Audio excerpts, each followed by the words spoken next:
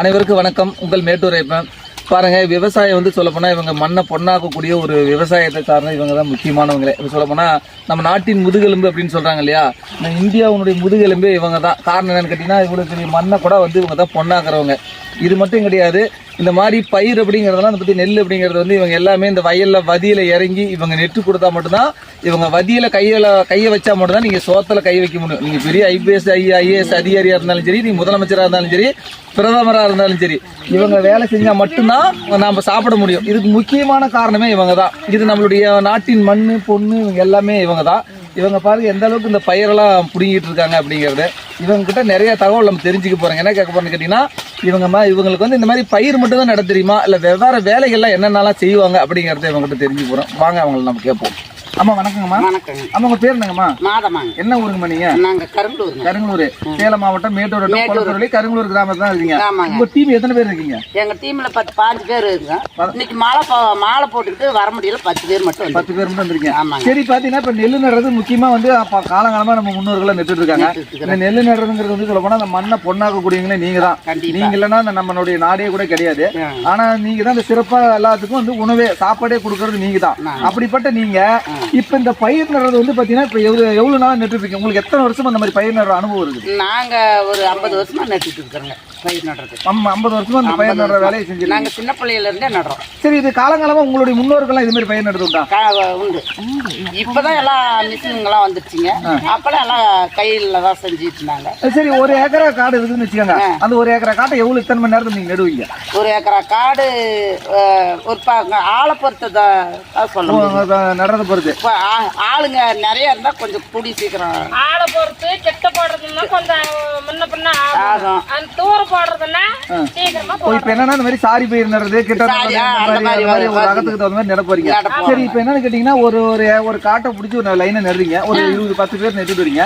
அது எப்படி மனை போட்டு நடந்ததா அப்படின்னு சொல்றாங்க. அது எப்படி அந்த லைன் கரெக்டா உங்களுக்கு இவ்வளவு நெடுமை எப்படி ஒரு அளவு தடி போட்டு அளந்து அடி ஒரு ஆள் இவ்வளவு தடி நெடணும் அப்படின்னு தடி போட்டு அந்த அளவு கரெக்டா உங்களுக்கு எந்த சண்டையும் வராதா? சண்டையெல்லாம் போட்டுக்க மாட்டோம், வாய்ப்பே கிடையாது. சரி, அடுத்த கேள்வி என்னன்னு கேட்டீங்கன்னா, இந்த பயிர் நடுறது மட்டும் தான் தெரியுமா? இதை அடுத்தது உங்களுக்கு என்னென்ன வேலைகள்லாம் தெரியும்? எல்லாம் கடலக்கொட்டை போடுறது, பருத்தி காடு களை வெட்டுறது, எல்லா வேலையும் அனைத்து வேலையும். சோள காடு களை வெட்டுறது, சோளம் போடுறது, எல்லாம் அனைத்து வேலையும் செய்யுங்க. திருமணா பொறுக்கிறது, எல்லா வேலையும், சோளத்தட்டை அறுக்கிறது, எல்லா வேலைக்கும் சொல்ல போனா உங்களுக்கு விவசாயம் சார்ந்த அத்தனையும் தெரியும். சரி, இதுல என்னன்னு இந்த மாதிரி வேலையெல்லாம் செய்யும்போது உங்களுக்கு ரொம்ப கஷ்டமான வேலைன்னா என்ன வேலை சொல்லுவீங்க? கஷ்டமான வேலைன்னா மரத்தை எடுத்து களை வெட்டுறது, அது மட்டும் தான் கஷ்டம். மற்றது அதே எங்களுக்கு செஞ்சு பழக்கமா இருக்கிறதுனால சுலபமா தெரியுது. சொல்ல போனா ஆண்களோட பெண்கள் நீங்க அவங்களுக்கு ஈக்குவலா வெட்டுறீங்க. கண்டிப்பா அது களை வெட்டுறதுதான் கொஞ்சம் கஷ்டமான வேலை. இப்ப என்னன்னு கேட்டீங்கன்னா, இந்த வதியில இறங்கிட்டு சேத்தெல்லாம் இந்த பயிர் நடுறது ரொம்பவுமே கஷ்டங்கிறாங்க. அது எந்த அளவுக்கு உங்களுக்கு எப்படி இருக்கு? எங்களுக்கெல்லாம் இதெல்லாம் கஷ்டமே இல்லைங்க, ரொம்ப ஈஸி தான். ஏன்னா இந்த வேலை செஞ்சுட்டு இருக்கிறதுனால செய்ய எங்களுக்கு நல்ல சர்வீஸ் தான் வருது. சரிங்க, நீங்க இவ்வளவு கஷ்டப்பட்டு போறீங்க. காலையில இருந்து சாயந்தரம் வரைக்கும் வெயில், 2வது கஷ்டம் போறீங்க.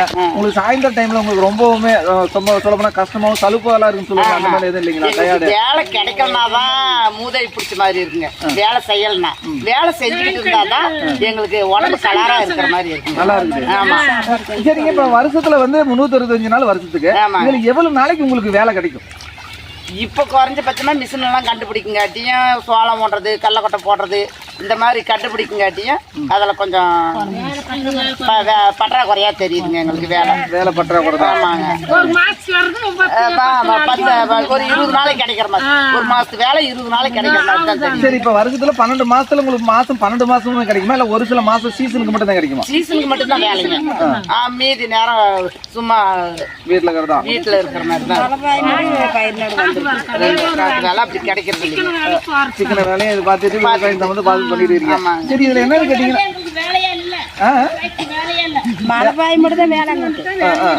இப்ப சொல்ல போனீங்கன்னா, வானம் பார்த்த பூமி அப்படிங்கிறது நீங்களும் அந்த வானம் பார்த்த பூமிக்கு எடுத்துட்டு மழையை பார்த்து தான் நீங்க மழை பெஞ்சா மட்டும்தான் உங்களுக்கு வந்து இந்த வேலையை. சரி, இப்ப வேலை இல்ல. சரி, இப்ப எல்லாம் மிஷின் எல்லாம் நிறைய வந்துருச்சு. இது வந்ததுனால உங்களுக்கு பாதிப்பா? கண்டிப்பா பாதிப்பு இருந்தாலும் விவசாயிகளுக்கு கொஞ்சம் சப்போர்ட். முட்டு வலி அதிகம் குறையுது, அதெல்லாம் அவங்களுக்கு சேஃப் தான். நல்ல இதுதான் மிஷின் வந்தது நல்லது. சரி, மிஷின் வந்தது நல்லதுதான், விவசாயிகளுக்கு சேஃப். உங்கள மாதிரி இருக்கிறவங்களுக்கு ஒரு பாதிப்பு இருக்குது, அதுக்கு நீங்க என்ன சொல்லுங்க? நாங்க எதுக்கு ஏதோ வேற வேலைக்கு கம்பெனிங்களுக்கு வேற எதுக்கோ ஒண்ணு போய் இப்ப இத வந்து நீங்க கவர்மெண்ட் காட்டு வேலை தான், அதனால ஏரி வேலை ரெகுலரா எங்களுக்கு கவர்மெண்ட் என்னன்னு கேட்டீங்கன்னா, கவர்மெண்ட்ல வந்து இந்த மாதிரி ஏரி வேலை எல்லாம் கொடுக்குறாங்க இல்லையா, இந்த மாதிரி விவசாயிகளுடைய நிலத்துல வந்து நீங்க வேலை செய்யறதுக்கு ஒரு 700 ரூபாய் பணத்தை கொடுத்து நேரடியாக விவசாயிகளுக்கு இறங்கினா நீங்க வேலை செய்வீங்களா? கண்டிப்பா செய்வோம், கண்டிப்பா செய்வோம்.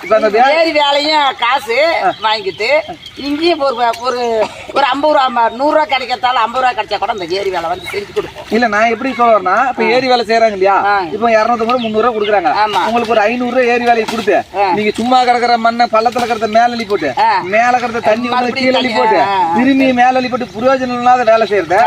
இந்த மாதிரி ஒரு வேலைக்கு உங்களை மாதிரி இருக்கிறவங்க எல்லாம் பேர்லாம் எடுத்து ஒரு லிஸ்ட் போட்டு உங்களுக்கு ஒரு ஆதார் அட்டை மாதிரி கொடுத்து அந்த அட்டையை வச்சுக்கிட்டு நீங்க வந்து இந்த மாதிரி விவசாய நிலத்துல 500 ரூபாய் பாத்தீங்கன்னா ஒரு கவர்மெண்ட் வந்து ஒரு 350 ரூபாய் 400 ரூபாய் கொடுக்குது, காட்டுக்காரன் ஒரு 250 ரூபாய் 300 ரூபாய் கொடுக்குறான், ஒரு 600 ரூபாய் 700 ரூபாய் வர ரேஞ்சுக்கு வந்தா நீங்க இந்த சிறப்பா செஞ்சு கொடுப்பீங்களா? எங்களுக்கு ரெகுலரா 500 ரூபாய் கொடுத்தாவே போதுங்க.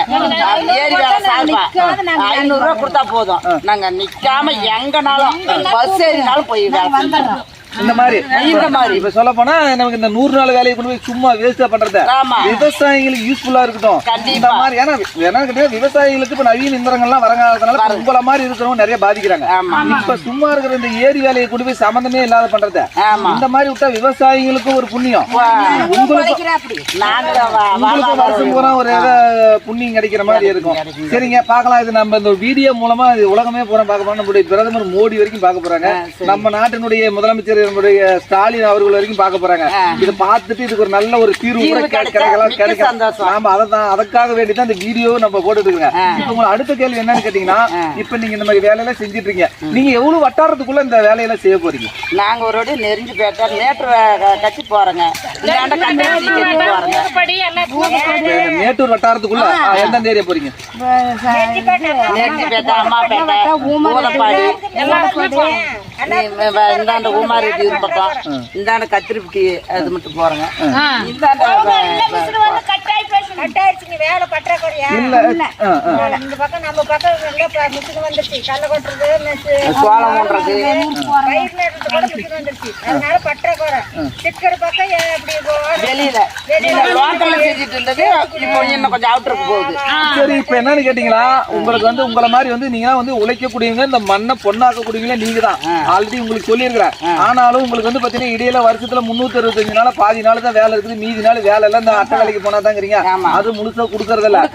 அதனால வந்து என்னன்னு கேட்டீங்கன்னா, இப்ப வட்டாரத்துக்குள்ள ஒரு குறிப்பிட்ட ஏரியாவுக்குள்ள உங்களை வேலைக்கு ஏதாச்சும் கூப்பிடணும் அப்படின்னு நினைச்சா உங்ககிட்ட யாருக்கிட்ட போன் நம்பர், எந்த போன் நம்பர்ல தொடர்பு கொண்டு உங்களை கூப்பிட்டா நீங்க வேலைக்கு போவீங்க? என்னுடைய போன் நம்பர் சொல்லுங்க, உங்க நம்பரை சொல்லுங்க. 94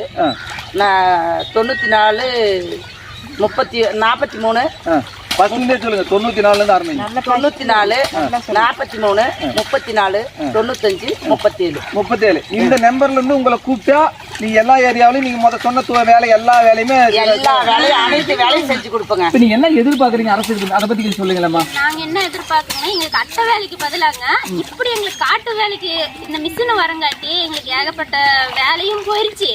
அதிகமா எங்களால கூலியும் சம்பாதிக்க முடியுங்க. வீட்டுல 360 நாள்ல பாதி நாள் வீட்டுல தாங்க இருக்குங்க. ரெகுலரா வேலையும் இல்ல.